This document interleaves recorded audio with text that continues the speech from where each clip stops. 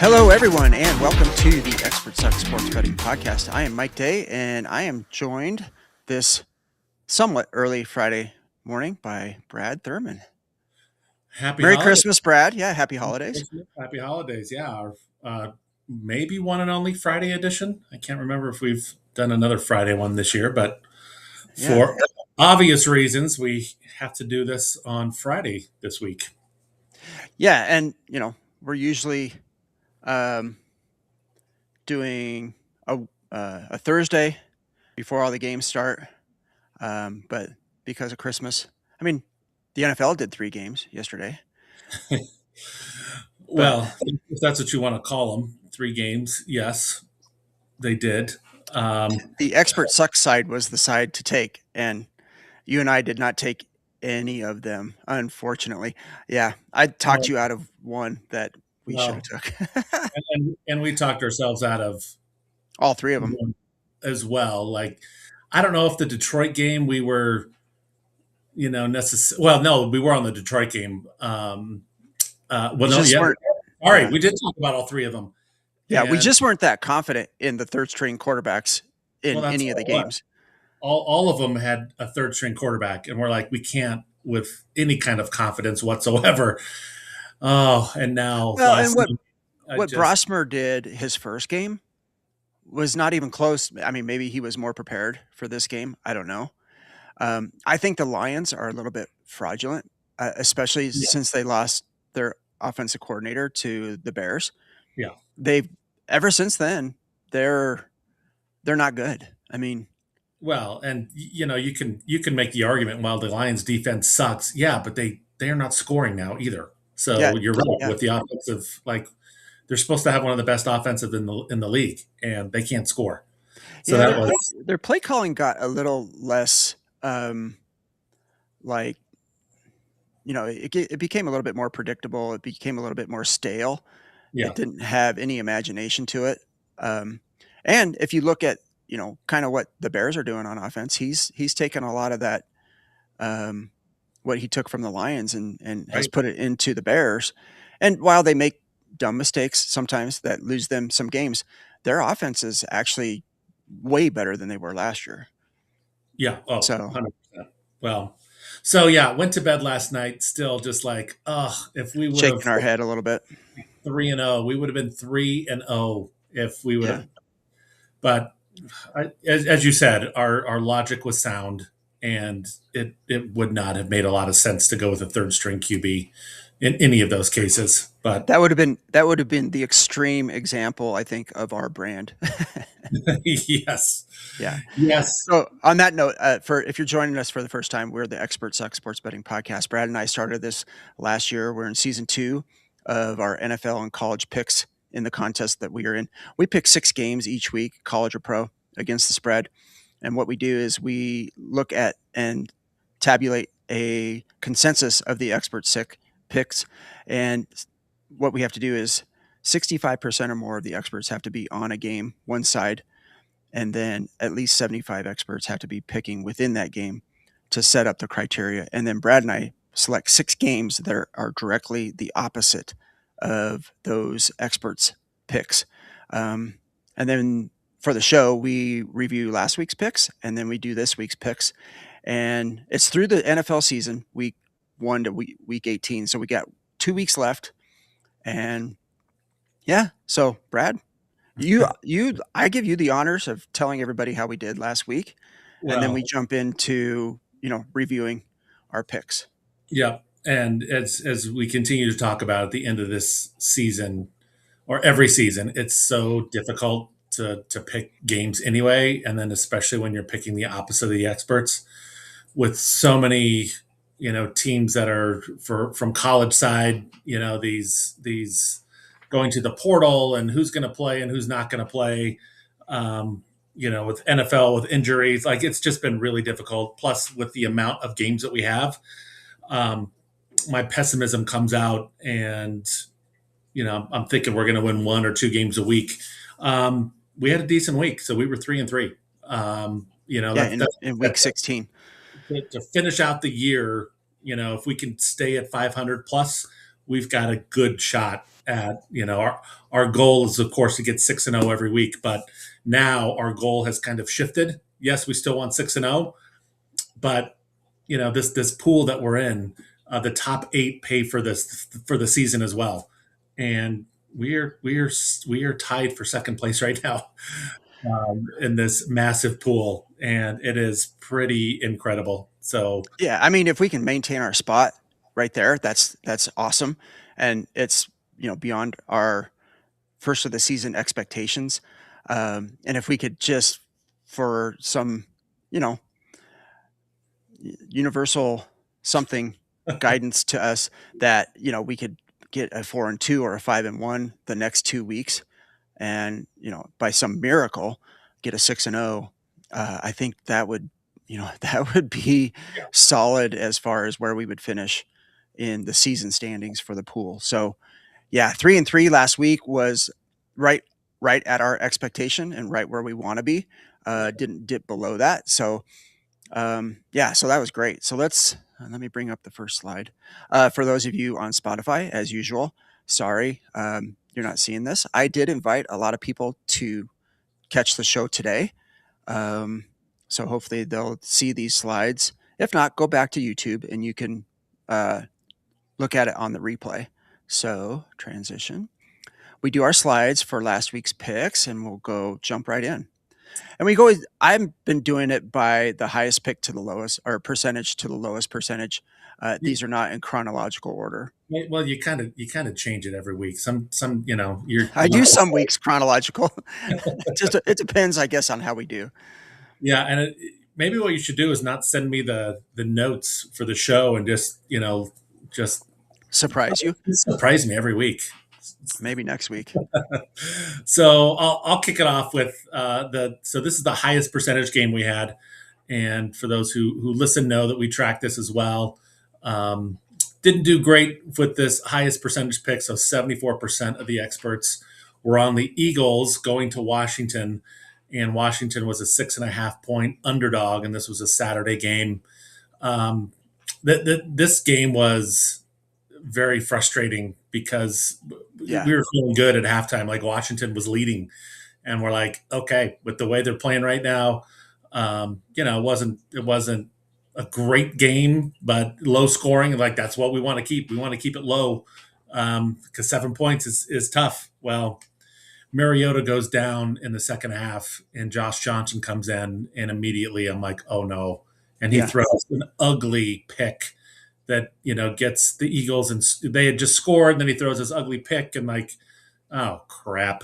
And it went from we're going to cover this one to this. Yeah, Josh Johnson didn't give them a chance at all to even cover this score. So final score was 29-18 Eagles. Yeah, and it never felt, even in the fourth quarter, like he was going to bring him down and score to cover that. Yeah. I mean, really disappointing that, like you said, we were covering and then uh, Mariota goes out. And yeah, I mean, who knows? But they're a different team with him. I mean, what did we see yesterday? Right? Commanders Yeah. with Josh Johnson. Did they win or did they cover? They covered Yeah. on Okay. a late field goal to it was like 9 points, and they kicked a late field goal with a couple minutes to go. Yeah. Yeah. So maybe he had the whole week to prepare. But Yeah, yeah, I was with you. I'm like when he came in, I was just like, oh no, this is bad. yeah, So the next one is another red. One of our three losses. 69% of the experts were on the Atlanta Falcons. That gave us Arizona, a home underdog, plus 2.5. Final score of the game was 26-19 Falcons. Um, and this another disappointing one because I mean Jacoby Brissett's been the starter for what, like 5 or 6 weeks now, oh yeah, it's been a while. and so he has no excuses for the mistakes he makes, except for maybe that he's Jacoby Brissett. But they had so many chances in the third and fourth quarter to Yeah, score and either win the game, tie the game, or whatever. And then, they're driving. They get to the Atlanta on their final drive. They get to the Atlanta 37. Whoops. And He throws an interception. It's just like, And yeah, and it wasn't a great interception. Sometimes it's like, oh, it got tipped or whatever, but it was like, why are you throwing it right at the guy. Yeah. across the field to like, oh, he's all over this dude. Like, what are you doing? Yeah. So, yeah, and that just kind of locked up the game for Atlanta and dashed our hopes of even them getting a backdoor cover or whatever. So, Yeah, and so we both of those games were red and a loss for us, but both of them felt like it that we had a chance. yeah. So that's where it gets a little more frustrating. But for those who gamble on sports, we all know that feeling all too well. Exactly. So this is red and green all at the same time. So the next game, 68% of the experts were on Denver. Our Broncos playing against the Jacksonville Jaguars at home. Jags were a 3-point underdog, and obviously we went with the Jags. We got it right, but it hurt. It hurts to get that one right. Uh, as you remember, Broncos lost by 14, so 34-20. Um, yeah, it was not a great game. Broncos kind of went backward from an offensive standpoint. The defense, like they couldn't do anything, and they even said, our star players even said that they played horrible. And you know, I don't know how you feel about this, but I did not want to go into the playoffs on like a 14 game win streak. Because this is the NFL. It is tough to win. So let's get a couple losses and let's get humbled a little bit and let's get back to the drawing board. So Yeah. I mean, on this game, I just felt like Sean Payton's offense is a little vanilla right now. yeah, Like he's just being pretty conservative with Bo Nix. Uh, and it's not really, it doesn't feel like he's opening it up like the Saints offense that he used to have with Drew Brees and Alvin Kamara and just all the weapons. And I don't know if he is holding anything for the playoffs, but he needs to start to get them more in a dynamic flow.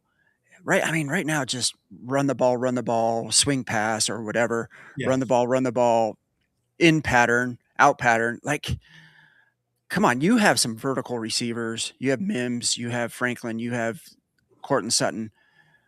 Let Bo get some throws down the field. Let him open up the offense a little bit.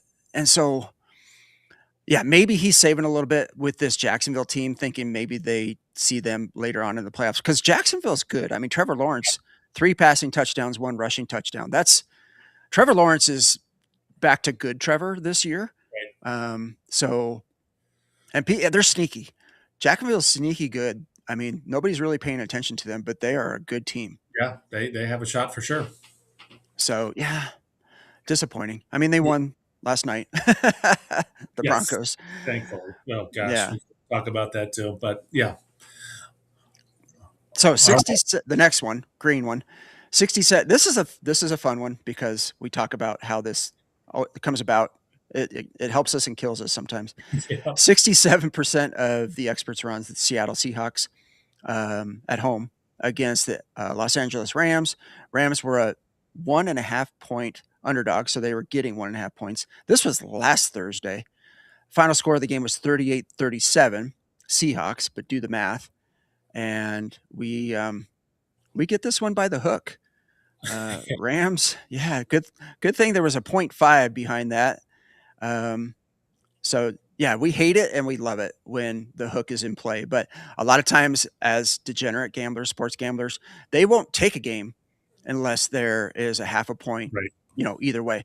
So they talk about the key numbers of running through 1.5, obviously, 3.5, 6 or 7.5. 7.5 is usually better. 10.5, just those numbers where it just it goes, God darn it, Brad, I keep hitting that. So anyway, yeah, this game was nuts. Should we talk about the 2 point conversion, which Well, I've never seen in my life, the way it was called in the NFL? well, yeah, and it was just, and I was just like, I don't know what happened. I mean, there was just a series of, I was leaving my bowling league, and I'm like, yep, we got this one in the bag. This one's good to go. We're 1-0 for the week. Rams up by a couple of touchdowns in the fourth quarter. And next thing I know, I'm getting home and I'm like, how is it only a 2-point game like that quickly?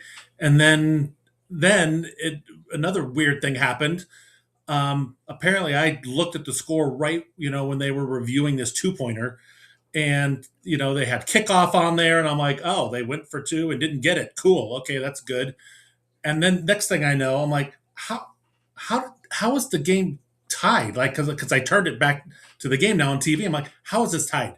How did they get a safety? What happened? And then you were texting me going, no, they reversed it. So Yeah, it was the dumbest thing too because you know they throw the pat, they throw the pass backwards. I guess. I mean, it looked like it was kind of down the line. Whatever. Hits the Rams player, defensive player in the helmet, dies, goes into the end zone where the Seattle Charbonnet, the running back, just picks it up just casually because everybody on the field stopped. right, The Yeah, the guys in the booth, the commentators were like, "Well, I don't think a whistle blowed." Yes, it did, because there was one referee, it might have been the back judge or whatever, that was waving his arms like incomplete, right? Well, if you've ever been at a football game live, if he's waving his arms incomplete, he's yeah, also blowing the he's whistle at the going with, same time. yeah, So then I don't know if they got a buzz from Vegas or the home office or whatever. Conspiracy theorists go crazy on that one. But next thing you know, it's like, oh, it was a backward pass, and the guy picked it up, and the play wasn't over, and 2-point conversion. I mean, like I said, I've been watching football for 40 plus years, and I've never seen anything like that. That was right. just the dumbest thing ever. So two Well, point conversion. yeah, and what made it worse is, again, from what I hear, they were all lined up for the kickoff, ready to go. When Yeah, both teams, and that's just more evidence that both teams stopped on the play and heard the right, whistle, and the play was dead. But whatever, they go to overtime. Both teams score, and then Seattle goes down, gets their touchdown, and then goes for the 2-point conversion to win in OT instead of the tie. Which that's awesome. Just good on them. Good on that yep, head coach. Go for the win. Don't take a dumb tie. Um, and they got it. They got 2-point conversion, one by a point. So we were fine. I mean, we got the half, like we said yeah. earlier. So that was all Take, good. we'll take the W. This one hurt me. Oh, this was brutal. Yeah, I mean, 65% of the experts were on Alabama playing against Oklahoma. Oklahoma was a 1.5 point favorite. Final score: Alabama 34-24. This was dumb. Like 34-7. After Oklahoma took a 17-0 lead in the first half. Yeah, So I don't know about you. I went to a party that night, and people were kind of watching at it. I'm like, sweet, I don't have to pay attention to this because they are rolling right now, and there's no way that this is going to turn. And oh, it turned by yeah, just so many terribly. things that happened there with punting and an awful pick six. Again, another, like, who are you throwing to? Like, how did you Yeah, not see that person? threw it Um, right at the defensive yeah, back. and Yeah, and and the kicker. We talk about how bad college kickers have been this year, and this kicker yeah. missed two or three like makeable kicks, and I like, I think. Well, he won the award, whatever the award name is, for best kicker in college football. He missed one, I think, in week one, and hadn't missed the rest of the year, and then goes out in this game, the playoff game, and misses two. But yeah, so special teams woes for Oklahoma basically gave this game away because their punter, I think maybe had, and the conspiracy theorists again, the betters, maybe had money on the Alabama money line. I don't know because the first one that led to the momentum change. It led to the first score by Alabama was he dropped the ball. He yeah, catched the ball.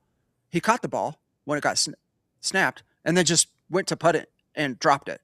yeah, And that gave Alabama the ball, I think, like within the 20, like instant red zone. And the entire game, the entire crowd, the entire momentum for Oklahoma, just the air came out of the stadium, the fans, everything. The game shifted and was kind of over after Alabama scored there. And then he does shanks another one from Yeah. like his own end zone that went like 27 yards. And I'm like, what are you doing, dude? And then Mateer again, Mateer, he's just not a throwing quarterback. No. He really isn't. And he made a bad read, bad throw, pick Yeah. six. All the things that went wrong for Oklahoma went wrong, and they gifted a game to Alabama. Alabama didn't really win that game. Well, yeah, and it was just so. Yeah, again, thankfully, I was at a party and didn't have to sit there and every team. Agonize. But Yeah. every time I looked over, I'm like, oh god. Oh, so anyway, another red for us. That was not fun. Yeah. So our third and final win, 65% of the experts were on Tulane uh, against Ole Miss in the playoff game. Ole Miss was a 17.5 point favorite. The final score was 41-10 Ole Miss. I don't, okay, a couple things. I don't know why the experts were on Tulane. I think it's because of the spread, the line. Yes. But this game was never close. I mean, this may have been the easiest pick, obviously, of the week. Maybe the easiest pick for us this year. I don't know. Because, yeah, there's a whole G5 team, Tulane, JMU. JMU showed up a little bit better than Tulane did. Why they were in the playoff, blah, blah, blah, whatever. But this was just an ass whooping Yeah, by Ole and Miss. that 41-10 wasn't even that close. I It think really wasn't. I think they got a later touchdown in the fourth quarter. Otherwise, they didn't score all game long. So, and as you would expect, most of the time these teams start to ratchet down. They're not doing the same offense when they're up by 38 points in the fourth quarter. So it probably could have been worse. Yeah, yeah. I mean, they could have probably named their score if they wanted to.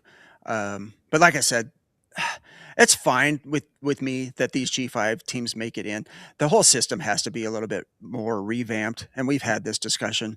Yeah. I can tell you if anybody wants to go to YouTube and watch a very good explanation or a very thoughtful way of doing the college football playoffs, go to the College Football Experience. That's the podcast, and look up the college football episode last week. The host name is Colby Dant. He knows more college football than any person I've probably ever heard in my life. He explains it very well. However, full PSA, he swears a lot.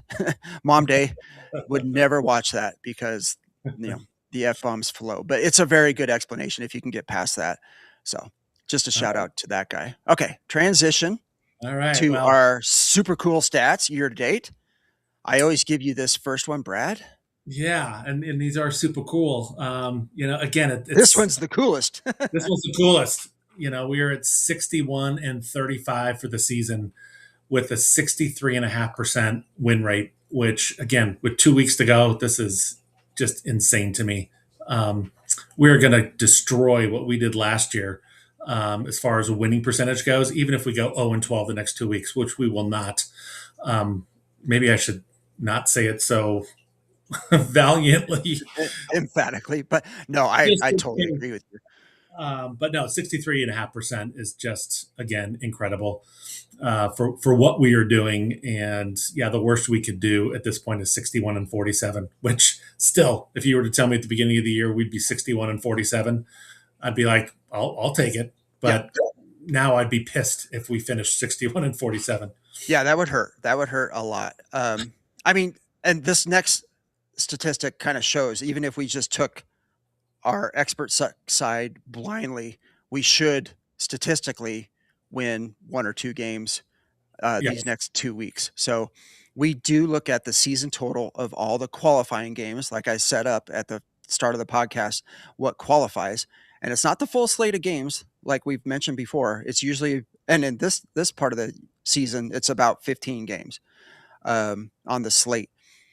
During the regular season, it's maybe 25 out of a full like 60 games or whatever that could be on the slate. But if you were just blindly taking the expert suck side going against the experts picks, you would be 192, 164, and 3 for a 53.9% win rate. So right on the, it's 54%.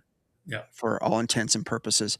And if you're better and you know betting, all you need to do is go, what, 52 and a half, right? 53 and a half to be making money. 50, So, 52.3, I believe the exact number is. okay. Yeah. So we're well above that, even if you're just blindly taking the Yeah. expert suck side. So, Well, again, yeah, we go are. ahead, We already Brad. know that that percentage is better because yesterday the experts were 0-3, so we would be 195 and 164 and 3 now. Yeah, So correct. it's over that. It's we It's clearly over that 54% mark. that it's over that 54%. Yep. And as I mentioned at the beginning, we also look at the highest percentage game that's on our docket that we pick from of those six each week. We missed the top two, which is taking our record down to 10-8 for the year. But still, when we are taking these higher percentage games, and we're still over 500 on that, I'll take that as well. Yeah. It stands to reason that we should hit those. Yes, yes. Okay. Um, and you like how I put the little percentages in parentheses? Yeah, I noticed that this time. So This you is can, so close. So so Brad and you can I have onto your lead. a head-to-head wager on our own personal picks in the contest. And if you can see this, and I'll say it out for us, but I did put the percentages in. I had a terrible week last week. I was 1-5. So I'm now for the season 45, 50, and 1 for a 47.4% win rate. Brad is 45 and 51 for a 46.9% win rate. So I am 0.5% ahead of Brad with 2 weeks to go. Yeah, and I just did the really quick math. With 12 games left, I have to be 5-1, or better both weeks on average to just get to 50% or higher. Like this, Yeah. we say the experts suck, and we don't say we're great at this. Our personal picks, we are under 500. Yeah. We, Which we're no experts, right? So, yeah, it stands to reason that you and I would be this bad yeah. because, yeah, maybe Well, next year, our personal picks, we should just be blindly on the expert side, not the ones that we take for yes, the podcast picks, but like all those other ones all that the we other could ones. choose from. Yeah. Just start, just you take 6, I take 6. Then we'll have 18 picks that are like against the experts and see how Well, we do. yeah, with the percentages this year, we would definitely be over 500. And Um, who knows if we would have hit a 6-0, yeah, absolutely. right? All Okay, right. so 2 weeks left. This is the last of the 2 weeks, week 17. Things do get harder, as like Brad said, a lot of opt outs in the bowl games for Yep. college, a lot of even opt outs for pro games when teams are locked into the playoffs. They can't change their seed. They can't get higher than a 3 or 4 seed, so they'll rest, their best players. They'll put their second stringers in, Yep. get ready for the playoffs. So that makes Next it next a little, week. Next week yeah. will be Week interesting. 18 is it's insane. I hope there's more college games next week than there are pro games. But Yeah. let's roll. All right. Well, yeah, let's You go. thanks for giving me this one. This was our sixth pick.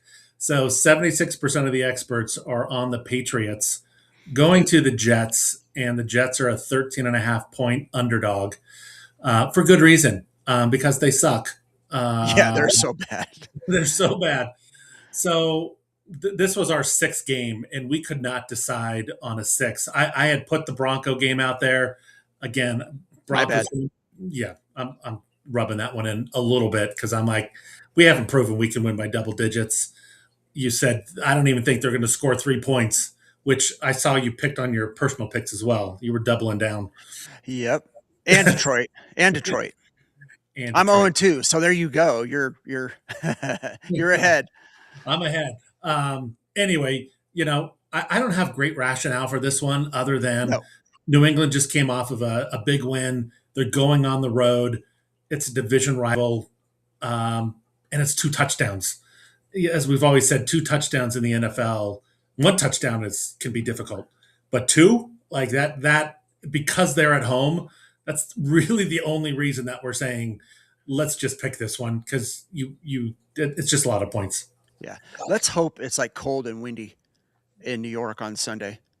Um, just because that always is a great equalizer as well. Yeah. So I haven't seen a forecast. I haven't looked at the weather, but I'm just throwing that out there. Let's have some cold weather, wind, because I think the Jets' path is to shorten the game and run the ball. Yeah. If they have to throw it, we're in trouble. Yeah, we are. So So again, this one is a hope and a prayer when you have to pick the Jets. yeah. The next one gets into a college bowl game. And I don't know the name of the bowl. Should have put it up there, but whatever. 68% of the experts are on UConn, University of Connecticut, against Army. Army is a 9.5 point favorite, so we are Army minus 9.5. Both of us were kind of immediately on this pick. Connecticut has a lot of opt-outs and a Yeah. lot of transfer portal guys. Army's players don't get They to don't. opt out. It's very difficult for them to enter the transfer portal. And their coach, I mean, I love the military academies in bowl games because they're so well prepared. Oh They're yeah. so well coached. They're so, their history in bowl games is because of that. And their coach, Coach Munkin, is so good. Yeah. I mean, they have such a path to victory right here. Well, yeah, and immediately I had to look at this one deeper because I'm like, Army should not be a 9.5 point favorite in this one, based on regular season. If this was a month ago, I think UConn might have been favored Yeah. potentially, and if not, it would have been under a 3 point spread for Army. But because of, as you said, the opt outs and the coaching staff gone, and like, yeah, this one to me is lining up where Army can just control the ball like they do, and UConn, just can't score because they don't have the people that can do it. So Right. Right. fingers crossed that we called this one, Yep. that we saw this one the right way. Yeah.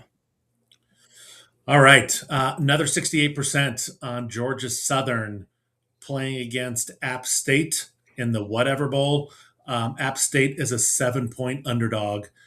Uh, I don't know. Like I've seen, and I'm gonna reference the experts, but some of the experts that I was reading are, I'm like, where is this coming from?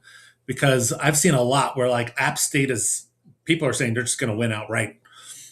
So again, 7 points is a lot in a game that seems statistically, pretty tight.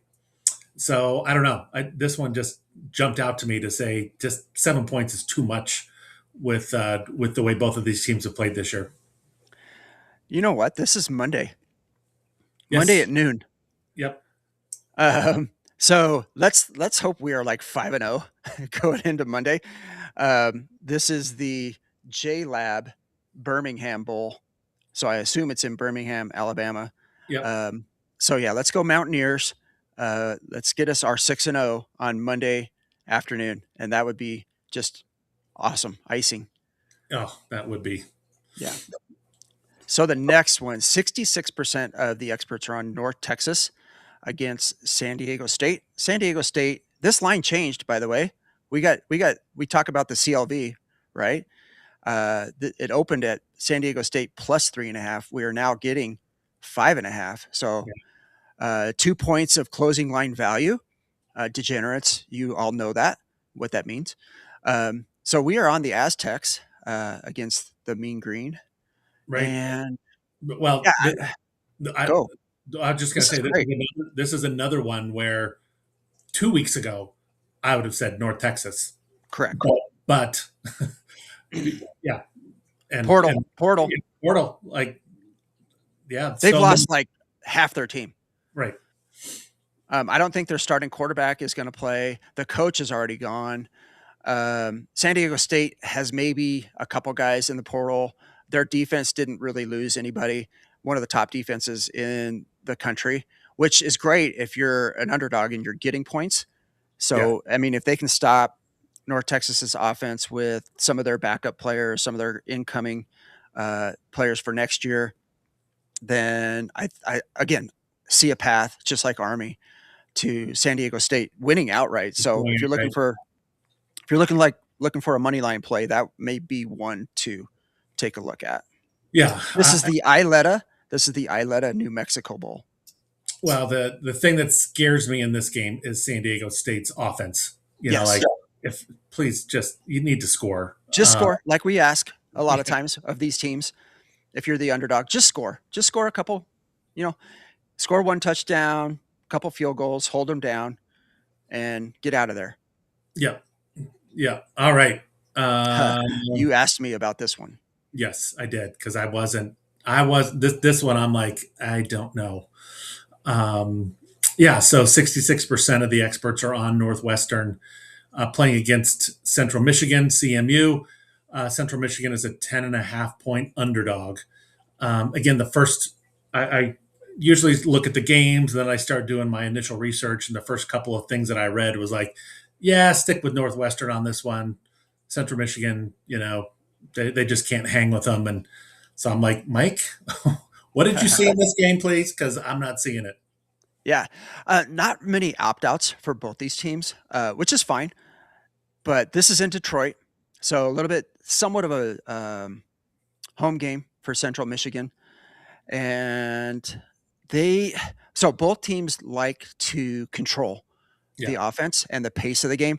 These are both like use the entire play clock, run it, long drives, not a lot of explosive plays, which again, if the games get shortened down, it tends to favor the team that's getting points, the underdog, and especially with 10.5. Yeah, especially Central Michigan I think they have their running quarterback back for this game. So their run game's pretty good. So you're going to see, I don't like to give out or tout too much, but another play could be the under, the game total under in this game. And I don't know what it is, but yeah, you're going to see kind of a slugfest, I think, in this game. Well, that obviously that's what we're hoping for. And is that game? When is that game? Is that today? Today at 11. Oh, yeah. Hour and probably 30 minutes from kickoff.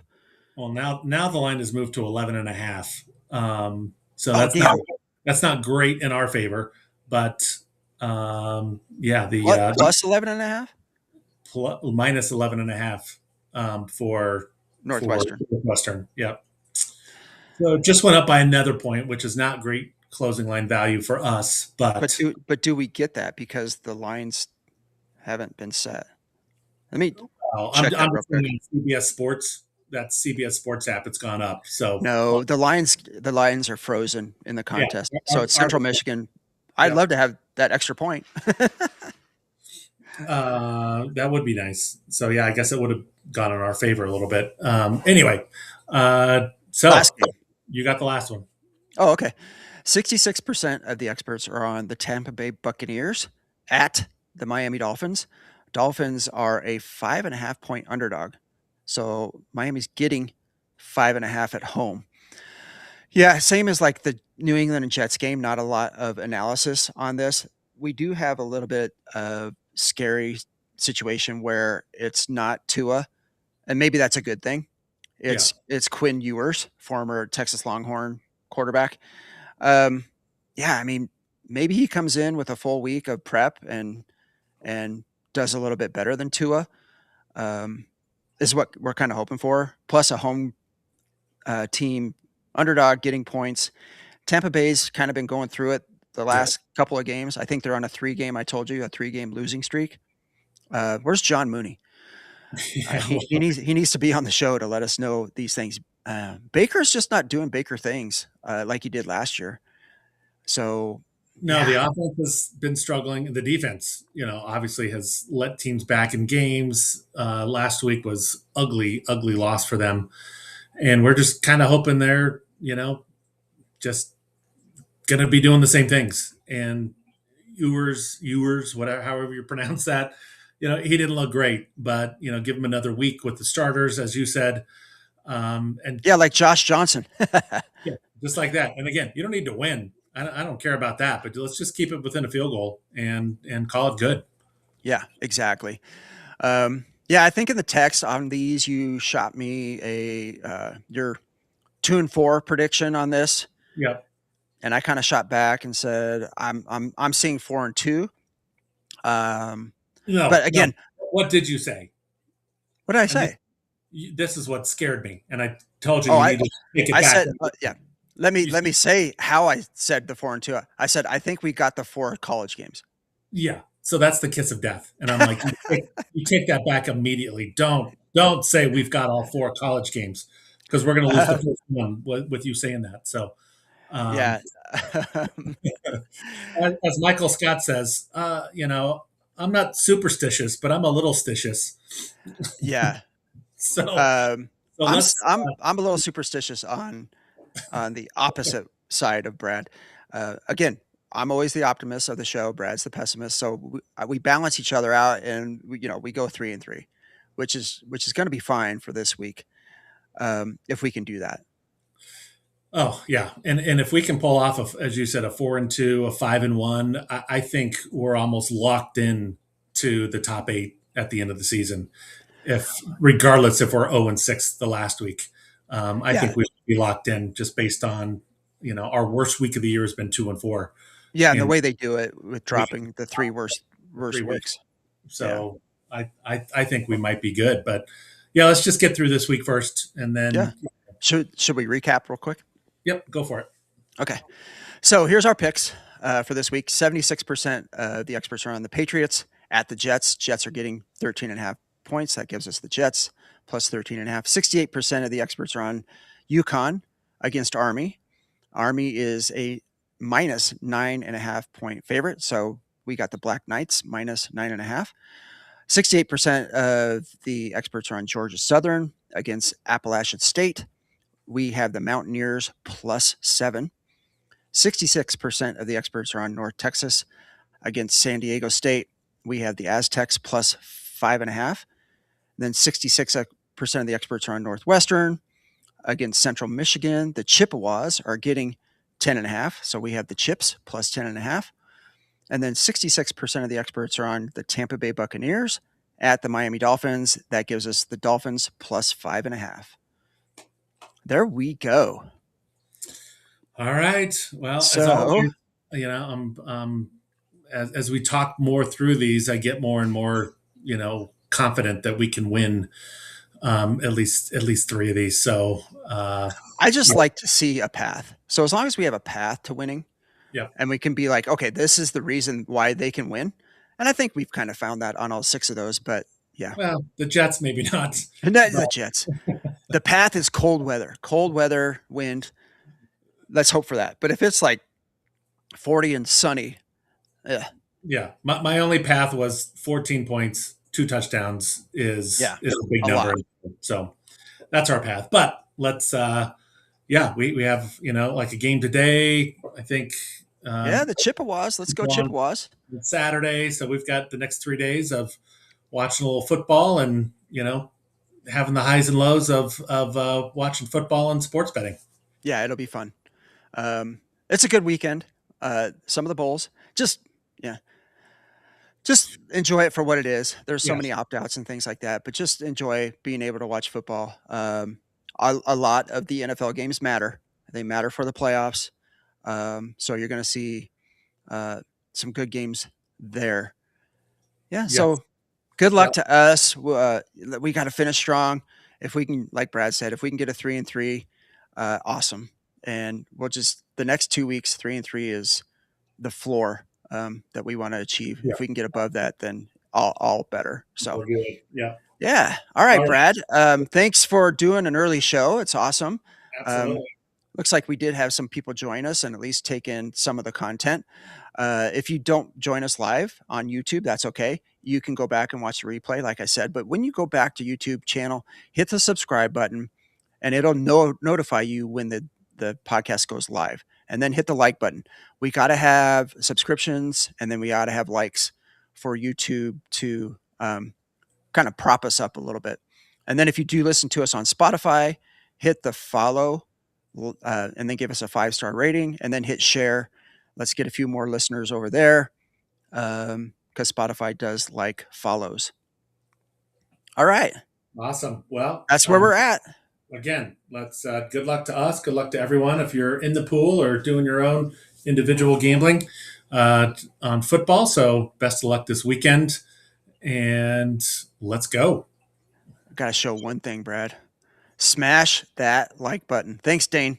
Thanks for letting the people know what they need to do. Keep hitting the like button whenever you see the show. You don't even have to listen, just hit the like button. So, all right. All right, Right. Brad. Well, have a At, great weekend, at that and we point, will